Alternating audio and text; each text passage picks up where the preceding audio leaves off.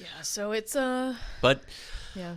also at the same time, you have to see the other side of the fence too, and it's precarious. It's not something that you can predict Yes. how this is going to end or when this is going to end. The COVID, but I'm a very strong believer in this sense of you can make of it what you put into it.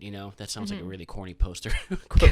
What you put into it, you can get out of it. Motivational poster. That probably is one. But no, I mean like the community around you, the world around you can be very terrifying. But the fact that we can be the example for Avery, the standard that he looks up to. Even if our world leaders or national leaders aren't setting any sort of example, Avery looks to us first. He wakes up to us first. He hears us first.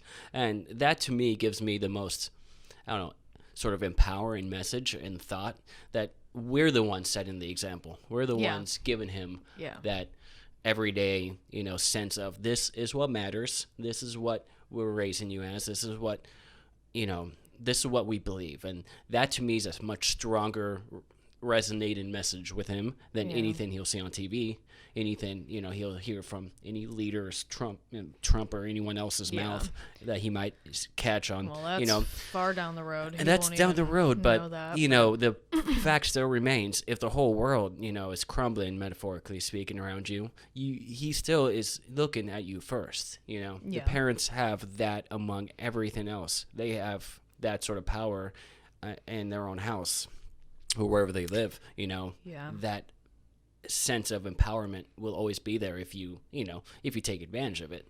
And that's a cool thing. And you did ask me, something that I'm positive about. So right, let's go there. I mean, I'm thinking, coming from that perspective is that we will raise Avery, obviously to be open-minded and a thinking individual. And I know it's far down the road, but I know there are other parents out there who are teaching their kids the opposite, or what to think, yes, not how to exactly. think. And I know that there are those parents out there, but I think those are fewer than we expect, because they're the loudest and the most obnoxious, and everyone hates them because nobody wants to listen to horrible racist or whatever comments people want to spread and teach their kids. But I think the majority of this generation that's coming up is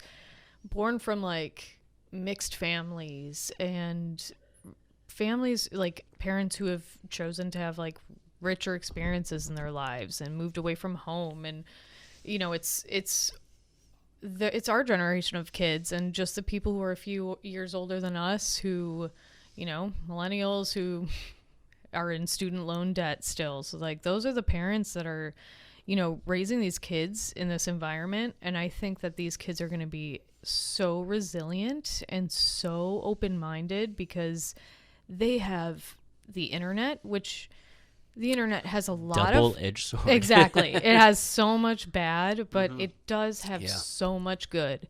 And I think it's really easy for me, I know, to dwell on all the negative. But, I've been trying to train my brain to dwell on the positives, because I think they're a bigger percentage out there than the negative. Hello friends, thank you for watching the Upside Down podcast. If you don't mind subscribing and clicking that notification bell, I will